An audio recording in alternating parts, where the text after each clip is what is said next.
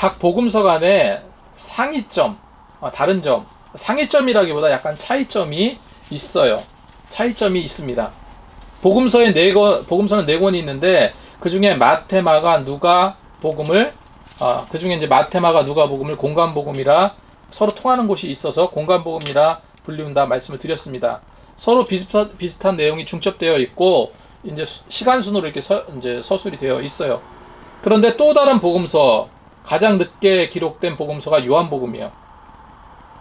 요한복음은 저자 요한이 이 3개 복음서를 다 읽어봤을 거잖아요. 3개 복음서를 다 읽어보고 마태가 이런 내용을 썼네. 뭐 누가가 이런 내용을 썼네. 뭐 그 마가가 누구의 뭐 그렇게 이제 보면서 쭉 읽어봤겠죠.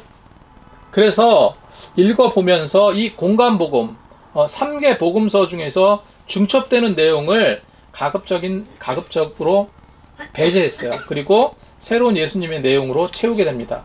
내가 경험했을 때 이런 부분은 정말 더 굉장히 좋았는데 하면서 기록을 하게 돼서, 특별히 요한복음은 다른 공간복음서처럼 갈릴리의 기적적인 그런 사건들, 갈릴리 사역의 내용은 거의 기록에 없어요. 대체로 유대 지방에서 그리스도 사역을 강조하고 있습니다. 그래서 기억해야 될 점은, 먼저 예수님 당시 예수님에 대한 글과 가르침을 경험한 제자들이 성령의 영감을 받아서 기록을 했지만 자신의 입장과 글을 읽을 대상에 맞춰서 복음서를 기술했다는 거예요.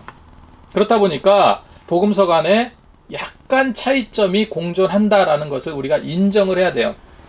이거는 내용의 진실성을 들먹일 만한 그런 것이 아니라 그 유사성 안에서 약간 시각적인 차이를 확인할 수 있다는 겁니다. 예를 들어서 말씀드릴게요.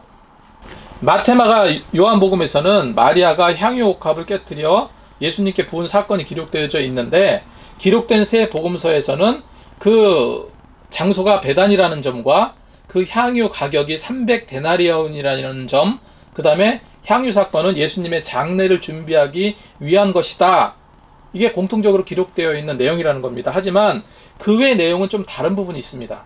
마태복음과 마가복음에서는 향유를 부은 여인이 누구인지 구체적으로 나와 있지 않습니다. 하지만 요한복음에서는 마리아다 이렇게 이름이 언급되어 있어요. 그리고 마태, 마가복음에는 한 옥합이라고 말하고 있는데 요한복음에는 향유 한 근이라고 기록되어 있어요. 그리고 여인이 예수님께 기름 부은 부위에 대한 설명을 보면 마태, 마가복음에서는 예수님의 머리에다가 부었다라고 기록하고 있거든요. 요한복음에서는 예수님 발에 향유를 부었다라고 기록하고 있습니다. 어찌 보면 이게 기억의 차이일 수는 있어요. 근데 또 실상은 사람은 좀 자기 기억하고 싶은 것만 기억하잖아요. 마리아가 예수님의 머리에 붓고 그 다음에 다리에도 부었는데 한 가지만 기억했을 수도 있겠죠. 어쨌건 이런 상이점이 있다는 거예요. 우리가 이제 상식적으로 이해할 수 있을 만한 상이점이 있습니다. 그리고 그 비싼 것을 낭비한다고 생각하는 사람에 대해서 불평했던 자들이 있었습니다. 마태복음에는 제자들이라고 말하고 있어요. 제자들. 마가복음에는 불특정한 어떤 다수들, 뭐 어떤 사람들은 불평했다, 뭐 이렇게 기록이 되어 있어요. 그런데 요한복음에서는 콕 집어서 가룟 유다가 불평했다라고 기록하고 있습니다. 성경은 완전 모호하고 성령의 감동으로 기록된 틀림없는 하나님의 말씀으로 믿고 생각하는데 왜 저자들마다 내용이 이렇게 차이가 있느냐는 거예요. 이것은 관점과 기억의 차이로 우리는 이해할 수 있을 겁니다. 예를 들어서요, 조금만 더 말씀드려요. 예를 들어서 사거리에 교통사고가 났다고, 여기 교통사고가 났다고 가정을 해보면